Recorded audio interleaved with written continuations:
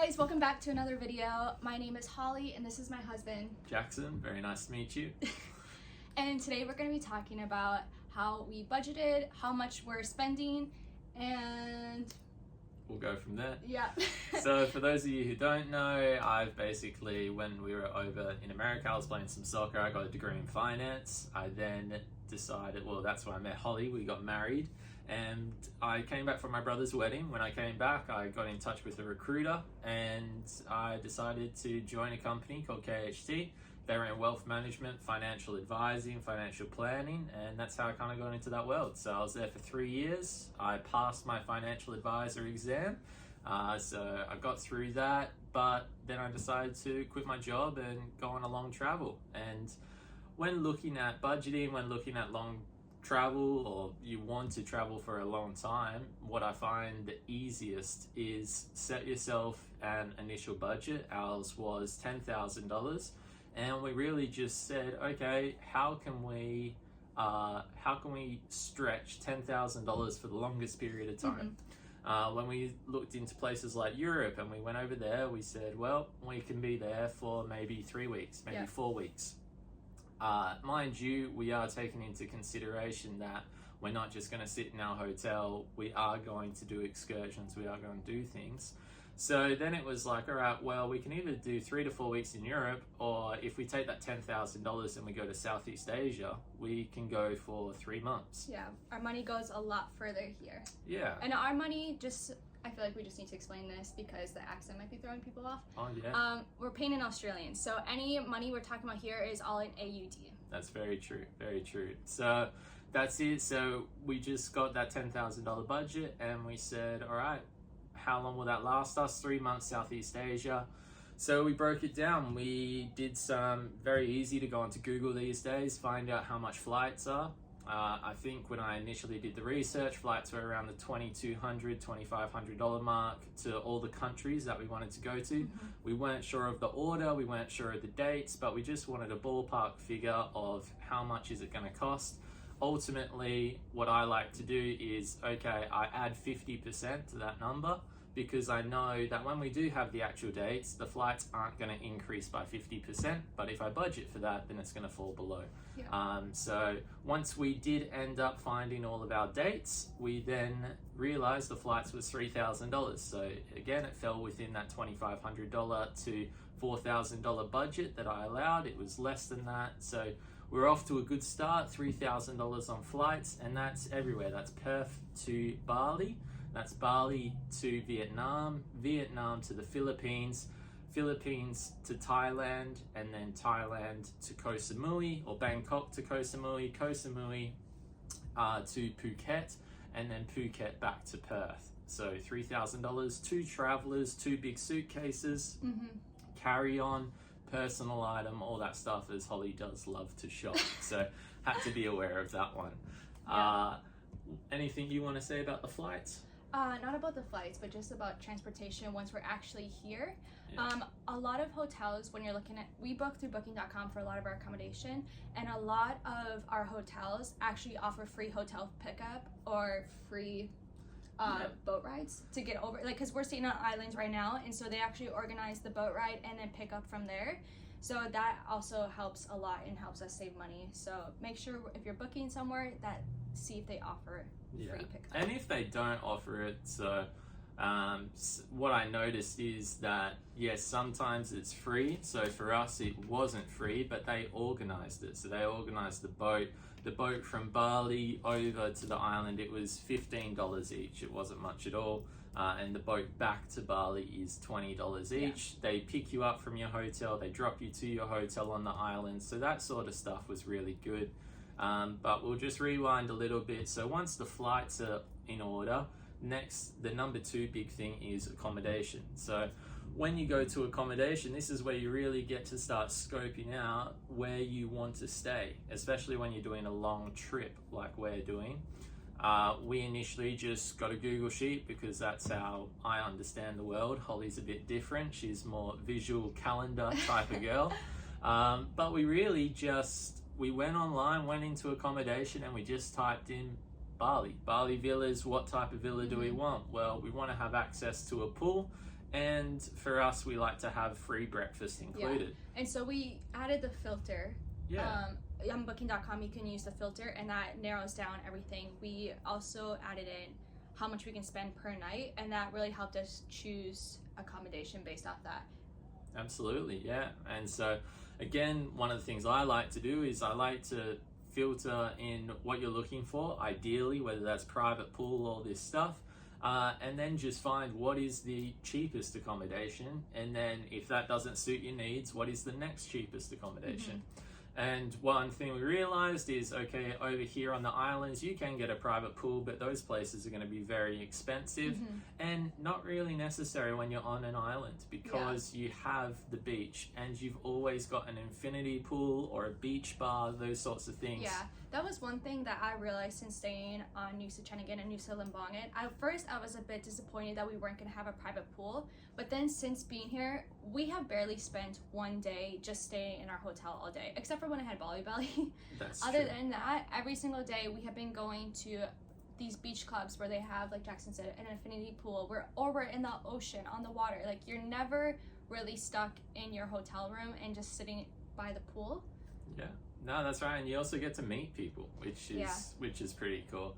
But again, when we decided to book this, we weren't sure. So what we did was we initially scoped it out, and Holly got a little scared of typhoon weather and that sort of stuff. So she's like, okay, I want to be in Thailand for November. And so that was easy. We said, okay, November, that's where we're going to finish our trip. We're going to finish it in Thailand because that's when Holly wants to be there.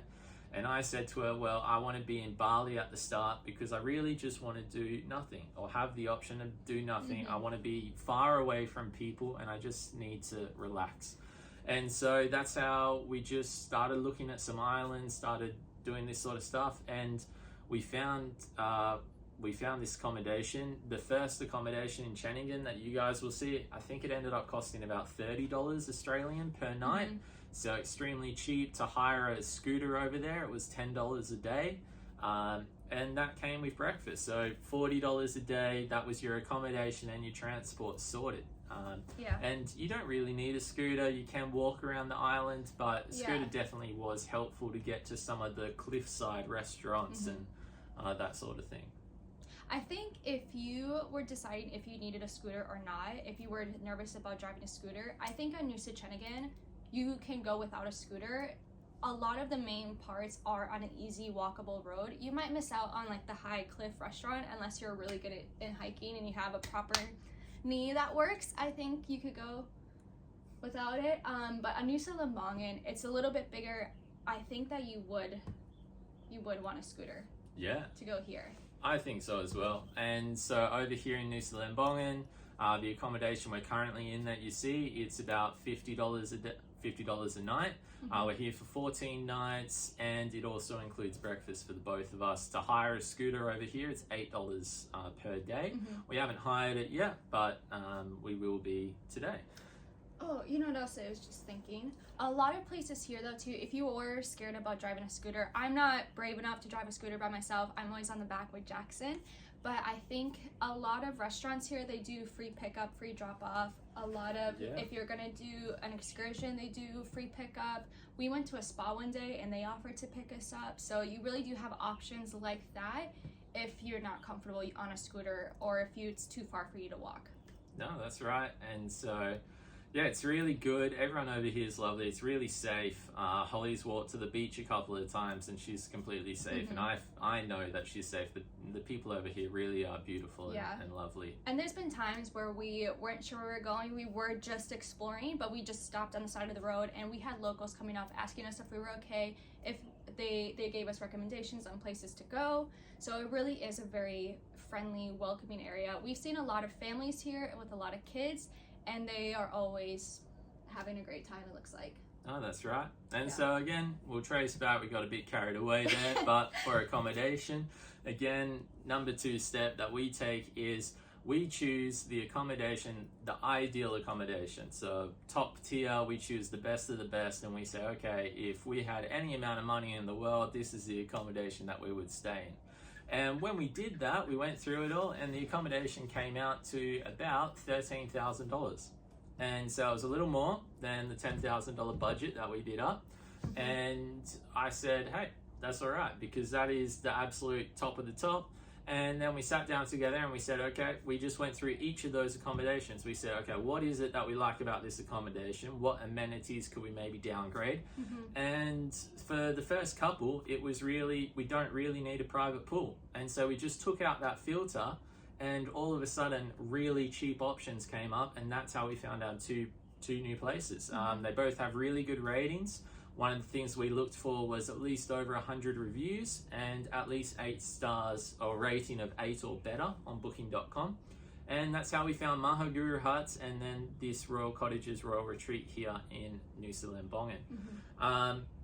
In the end, with our accommodation, once we did that through every single accommodation, we ended up, I believe our accommodation in the end came down to $8,000. So we had $8,000, that's all our accommodation paid for 95 nights, I think this trip is.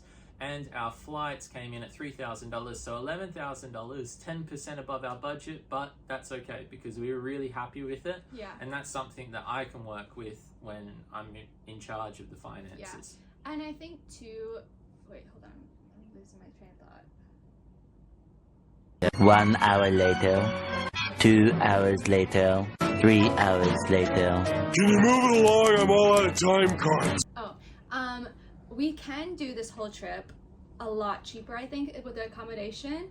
We could have done it cheaper if our goal was just to do as much as possible, see as much as possible, just have a place to sleep. You can obviously do this a lot cheaper, but because this is still like our anniversary trip, we wanted to make it a little bit more special. So we did splurge on a few stays. Like there is one place in Thailand, we're staying at an elephant sanctuary that is way more than we've spent on any other place, but we thought it was really fun and exciting to do. And because we have budgeted harder on other places, we were able to do bigger things like that later on, which does jack up the price of it.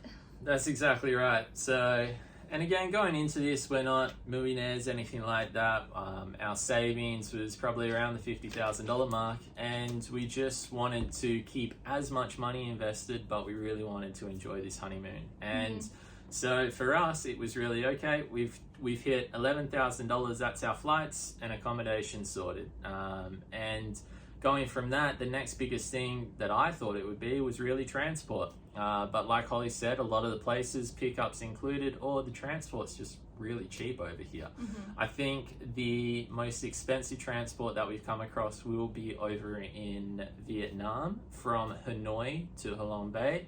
That transport is around $100, $150 because it's about a 3-hour car drive over there. But everywhere else, relatively cheap. The visas, you only really need it if you're Australian and American. The visas you need is just for Bali. For Vietnam, the Bali one, we ended up going for a 60-day visa off the rip. It's $150 proposed to a $50 visa on arrival. Again, we elected for that because we didn't want to have to go into an embassy, go into a visa place and have to sort out the extension. So for an extra $50 in the end, we just decided, hey, let's just get the 60-day out the way so that we can just enjoy our time on the islands and go from there. So all in all, the visas probably cost about $400 and that's for Bali and for Vietnam as well. Anything you want to say around that so far?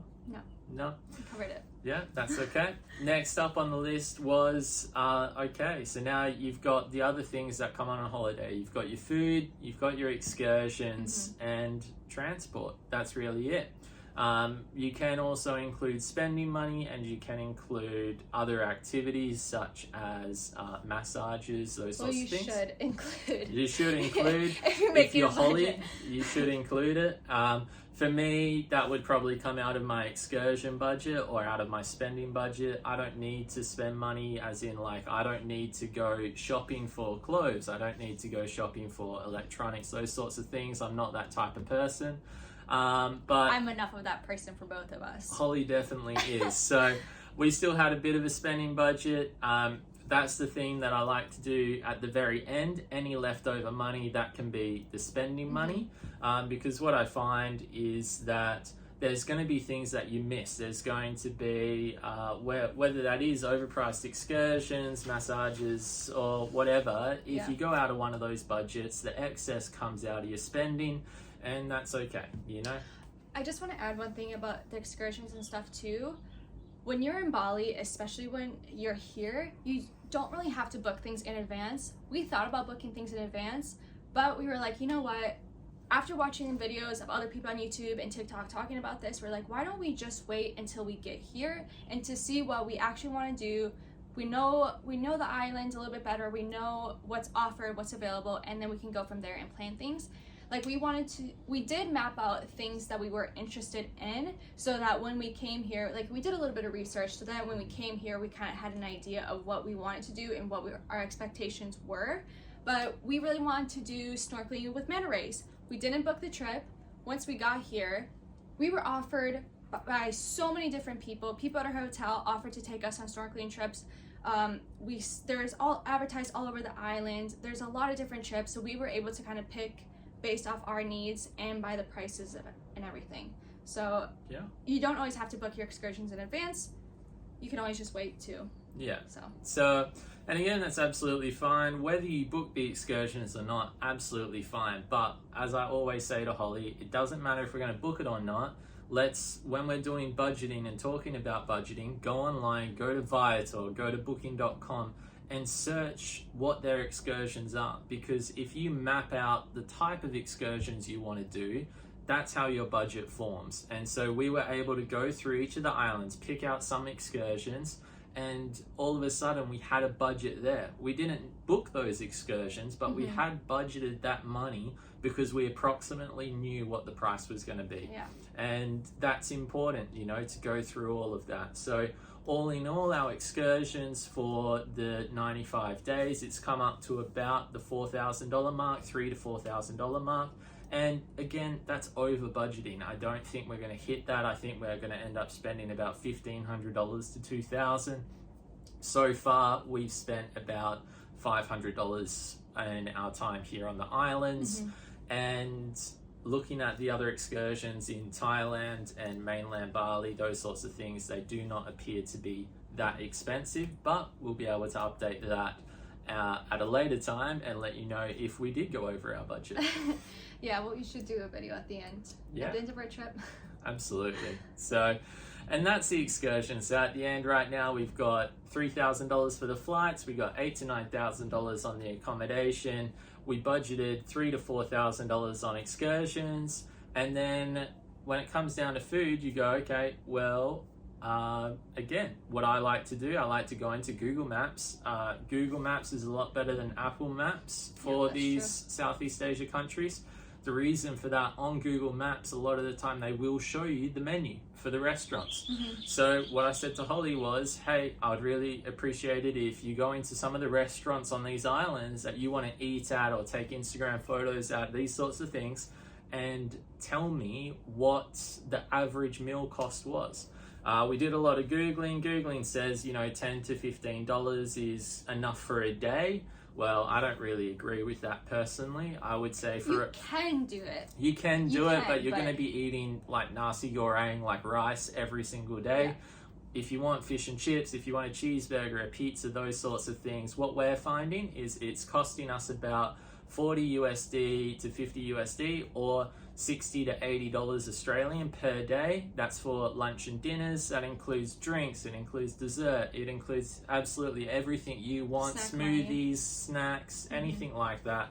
Very, very rarely are we spending over $80. A couple of times we've got to like $75, but the reality is I don't think we've gone over $80, and so that was our budget.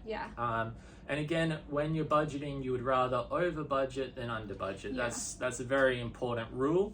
And anything that you don't spend on food, that money goes into Holly's spending money. Okay? So when we start here in Bali, we mapped it out, we put the $80 a day, and that tells us what our food allowance is or what we're going to be spending on food. Anything you want to add? Just a fun tip that we've been doing with our food is when we're going for lunch, we're going to probably be there for the entire day. So we try to find places with a pool. Places with a pool, with a really nice view, really good vibes, all of that, they tend to be a little bit pricier for the food, just because you're also paying for the pool and all these other things. So what we do is we go to lunch there, we spend a little bit more money than what we might be anticipating, and then for dinner we go to a little local spot that's still really great, it's yummy food, but you don't have a private pool, or you don't have a pool, you don't have all this like extra things, I guess, and that's also helped us stay in budget too. Yeah, if we're not picking two big bougie spots for both lunch and dinner. No, that's exactly right. Yeah. So here in Bali, we budgeted about $80 a day. I believe over in Vietnam, we're budgeting $50 to $60 a day. Mm-hmm. Everyone we've talked to seems to be a little bit cheaper over in Vietnam. Same for Thailand, about $50, $60. Again, mind you, all of our breakfasts are included. So at these places, Vietnam, Thailand, although I'm not a breakfast person, if in these places eating out is too expensive, then I will have a big breakfast and then I'll have a late lunch and we won't have dinner. And then we're only spending money on one meal a day, as an example. So there's ways around that. You're different to how I am. Holly's different to how I am. But that's how you work within a budget. And you have to be, you have to have some give and take. If your goal is to stick within a budget, you have to have give and take. If you're fine overspending, then you're fine overspending. That's fine.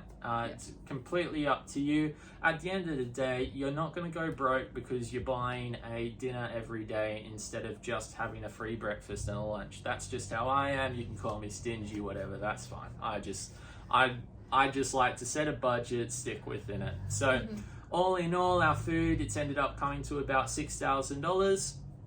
Overall budget is around that 20 to 25,000 Australian, roughly converting to about 13 to 15,000 USD, maybe a little bit more, maybe 16, 17,000 USD. But we're really comfortable with that budget. It's for 3 months, and at the end of the day, we've got some passive income coming in online. Holly gets some collaborations. So we're not, even though a lot of our savings is invested, we're not having to sell those right away. They stay invested and we just sell them as we need. One of the other things I would recommend, not a lot of people would do it, but I like to find a credit card that has really good foreign exchange rates. So we elected for a Bankwest Platinum credit card. We get the balance on there. One thing I do, we never ever pay any interest. We're never below. So even if we're using money on the credit card, before that interest payment is due, I make sure to make the payment from our savings, and then we continue spending money that way. The good thing about the Bankwest credit card is that it has 0 international fees. So using it anywhere over here, there's no fees. Taking money out, you only pay the fee from the ATM. So right now the conversion rates as well are very good. They use MasterCard conversion rates, and so I'm really happy with that. It was a lot better than Amex. Again, not a lot of places take Amex. And so yeah, it's very important to have these things sorted out. And if you don't have the cash sitting there, understand when you do need to sell down your investments, or when you do need to pay that credit card, do just have to handle and stay on top of that. Yeah. You can tell he does a lot of our finances, and I'm just... I choose the places to go to. Places, as long as it's within budget. So if you're like me and you're not really good with finances, one thing that's helped me, or how Jackson has explained it to me and broken it down for me, is that we have a budget per day. So again, you were saying like $80 for food. I keep that in my mind. So I'm like, okay, that means I have about $40 for lunch and dinner. So that's like 20 each, whatever. So that's how I start. I have to break it down in my head like that. But then also for excursions, that comes to about $50 a day. So yesterday we just went and did a snorkeling tour, which was $90 for both of us. That's more than our $50 per day. So that means that we're not going to be doing an excursion today. We're not going to be getting any massages or anything like that. But tomorrow we can do something again. Our massages, anything like that, and that's it. Under $50. So you definitely have to work with your partner. You definitely have to go through it and understand, okay, if you're in charge of the finances and you understand how you work and how you're going to visualize it, you need to find a way for your partner to understand and visualize it. Even though like Holly said, we found a way for her to do it, which was the daily thing. Took us quite a while to get to that point. So we tested lots of different things. I gave her a spreadsheet. I told her what the budgets were overall. We've gone through all these different things, and the best one for Holly is, okay, if this is it for the day, if we don't spend it for the day, does it go into tomorrow, or did we overspend the day before? Yeah. And so for her today, it's, even though there is a $50 budget for excursions today, she knows that she can't spend it because we overspent yesterday. Yeah. So we're going through that. What I like to do is, again, at the end of each week, I just update our spreadsheet, and then I show Holly those numbers, and I show her, okay, has that $80 for food, has that now gone up to $90 because we haven't spent as much? Or has the excursion number gone from $50 to $60 a day because we haven't spent as much? So that sort of thing is how you can just go through it, keep it active. And again, not everyone is going to be as proactive as I am. That's just what I enjoy doing. And yeah, just going through it with Holly is really good, because even though I am in charge of the finances, it's very important for her to understand them, so that she isn't always asking to do things that are outside of the budget. And that causes financial stress on me, because I'm a person that likes to provide for Holly and give her everything that she wants to do.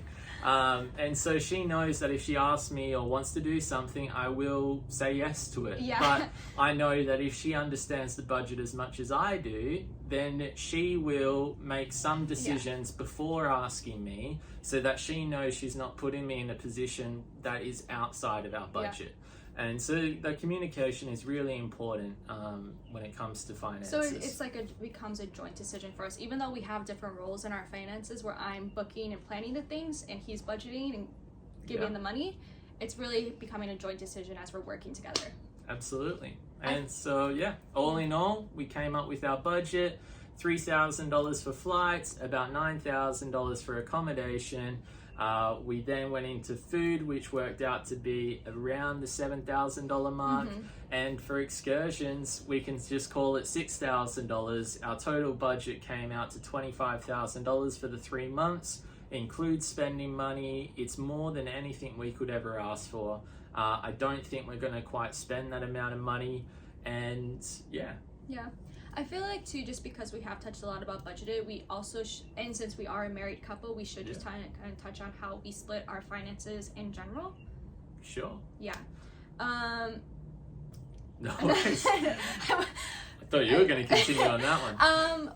So obviously when we were in Australia, we both were working. I worked at a children's hospital in the childcare center, and Jackson worked in finance, which you've already touched up on. Worked in finance, So and from there, obviously, we both get a wage. We're both on fortnightly salaries. One of the things I like to do is find out what are the fixed costs. These may be your rent. For us, it was rent, utilities, subscriptions. Those are kind of the three main things. They come out of your account every single month. Phone bill as well, internet.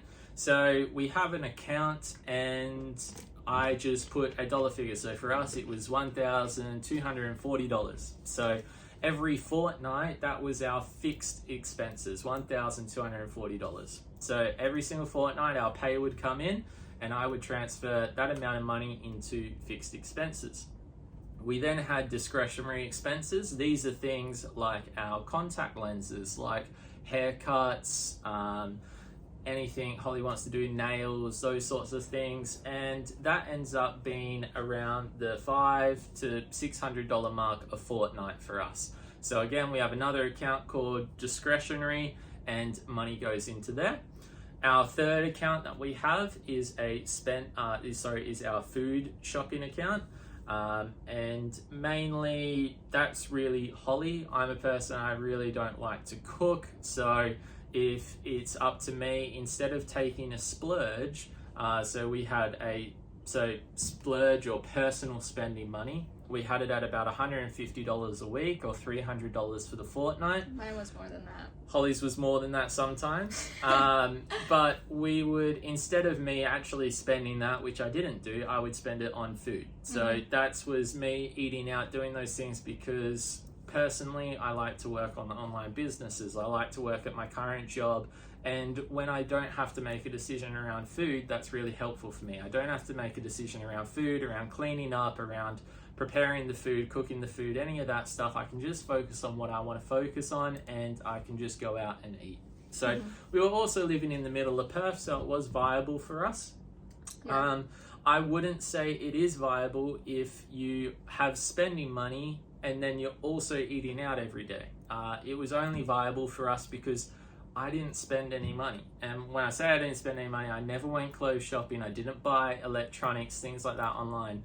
I just spent my money on food, on takeout. So all my colleagues at KHG, they'll tell you the same thing. I was just always eating my lunches and that because that's how I like to spend my personal spending money. Yep.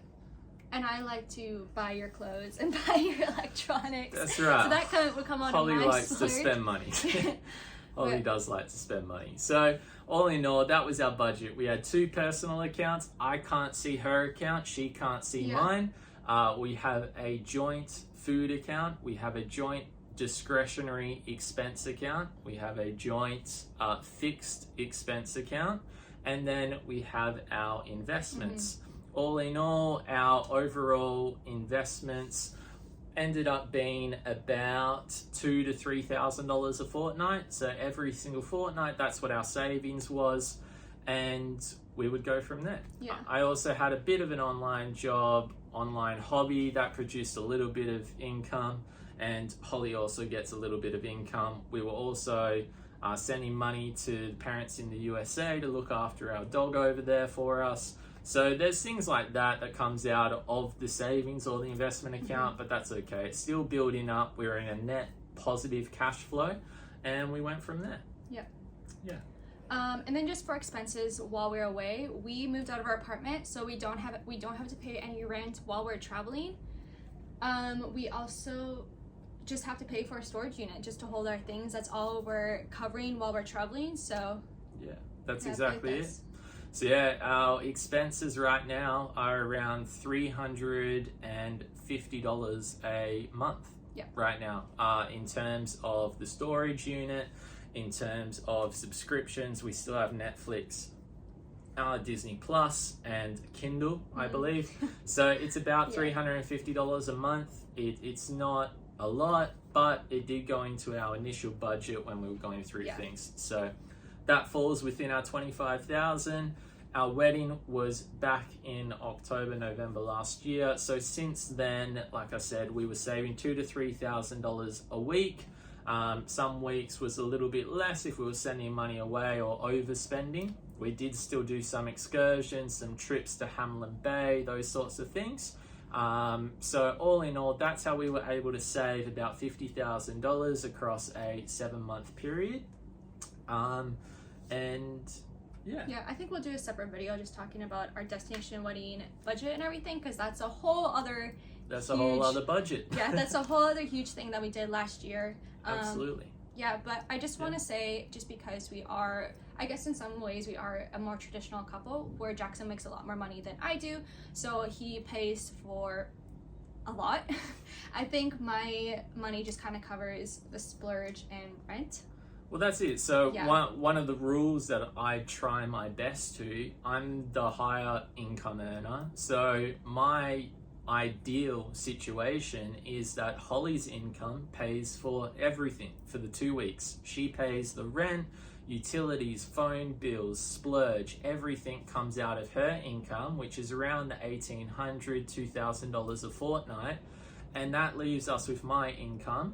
And if you're able to save one partner's salary, you'll find that your savings, your investment account, it's just going to increase so quickly that all of a sudden you've got $30,000, $40,000, $50,000, and it hasn't even been a full year. And for us, it got to that point where we said, okay, we've got this money, and we're quitting our jobs. Should we take a big trip? And for us, or do we go straight into the next line of work? For us, we just decided we wanted a trip for us, a proper honeymoon. And that's how we were able to save it. That's how we're able to afford this trip. And it's not one big hit at once. Our money is invested right now. Right now, it's made $1,500, $2,000 since we've been here. And so that's paying for some of these excursions. It's paying for some of our daily food, stuff like that. So yeah, it's exciting, it's good, and I'm very comfortable and at peace knowing that once we're done with this trip, we're still probably going to have $20,000-$30,000 in savings. So yeah, it's we're in a comfortable situation and making it work. Which we're very fortunate to be in, especially since we are in our early 20s. I mean, I'm 25, you're 28. Yeah. So you didn't have any student loan debt because he had a full ride scholarship. I do have student loan debt, but it's on deference right now, so I don't have to pay anything for that.